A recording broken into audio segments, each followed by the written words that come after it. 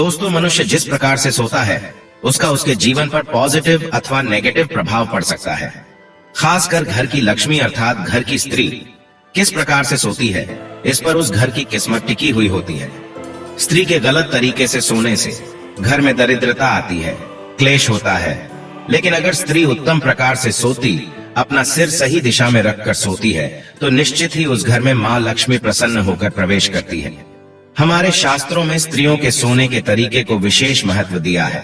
अगर स्त्री इस प्रकार से सोती है तो उसे सुख समृद्धि की प्राप्ति होती है। नमस्कार, welcome to our channel Vastu tips. दोस्तों, हमारे एंशिएंट सेजेस एंड ऋषि मुनि अत्यंत ज्ञानी और विद्वान थे।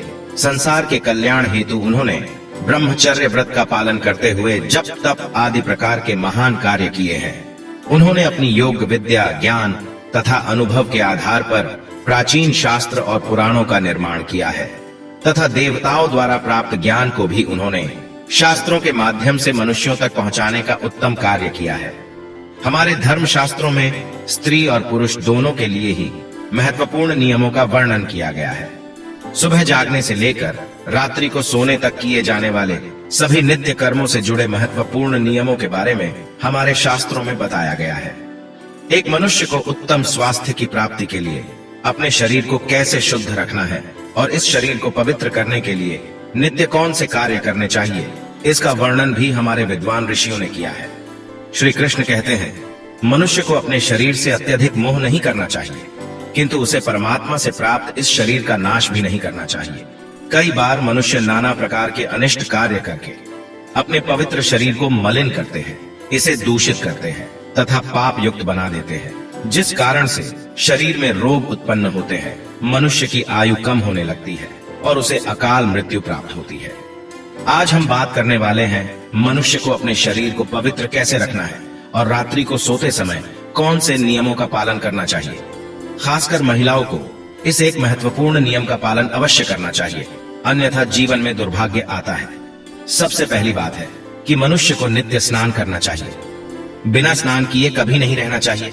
स्नान से ही शरीर की शुद्धि होती है। स्नान करने के पश्चात ही मनुष्य देव पूजा आदि धार्मिक कार्य करने के योग्य बन जाता है। बिना स्नान किए कभी भोजन तथा पूजा पाठ नहीं करना चाहिए। बिना स्नान किए भोजन करने वाले मनुष्य के घर में लक्ष्मी का वास नहीं होता है। दोस्तों, हमारे सभी धर्म शास्त्रों में बालों के विषय में महत्वपूर्ण ज्ञान दिया गया है।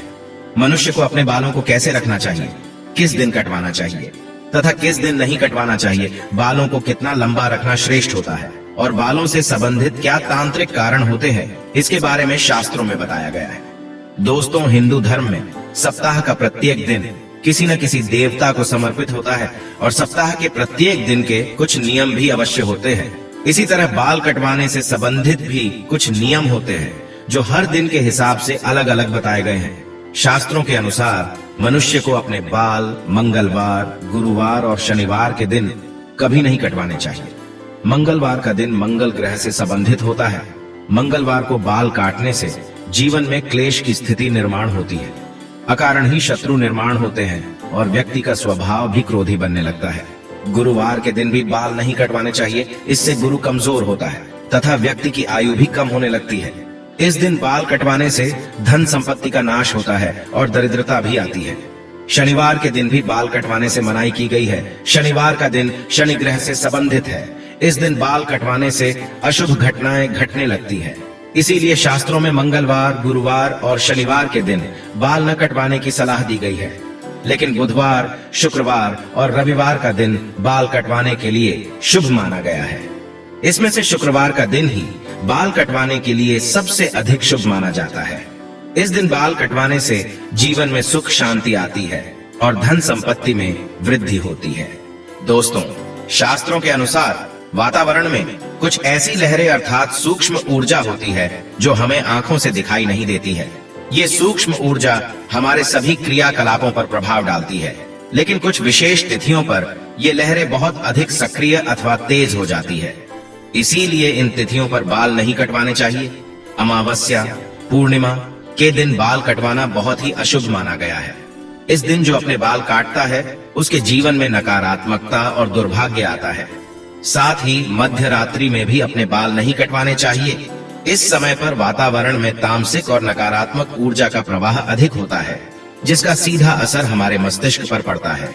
इसीलिए रात्रि में बाल न काटने की सलाह दी जाती है। साथ ही शास्त्रों के अनुसार पवित्र त्योहार, श्रावण मास, संक्रांति, ग्रहण आदि दिनों में भी बाल नहीं कटवाने चाहिए। इन दिनों में बाल कटवाने से पाप लगता है और जीवन में दुर्भाग्य आता है। जन्म दिवस पर बाल कटवाना भी अशुभ माना गया है। आइए अब जानते हैं महिलाओं के लिए बालों से संबंधित कौन से महत्वपूर्ण नियम बताए गए हैं। शास्त्रों के अनुसार काले, घने और लंबे बाल स्त्री का आभूषण होते हैं। बालों से ही स्त्रियों में पवित्रता और सकारात्मकता आती है। प्राचीन काल से ही स्त्रियों के लंबे बालों को उनके सौंदर्य का प्रतीक माना जाता है। लेकिन लंबे बालों से जुड़ी महत्वपूर्ण बात आप सभी को ध्यान में रखनी चाहिए। शास्त्र कहते हैं कि स्त्रियों के बाल कमर के नीचे तक नहीं होने चाहिए और यदि हो तो उन्हें इस तरह से बांध कर रखना चाहिए कि वे जमीन को स्पर्श न करें। स्त्रियों के बाल बहुत ही संवेदनशील होते हैं।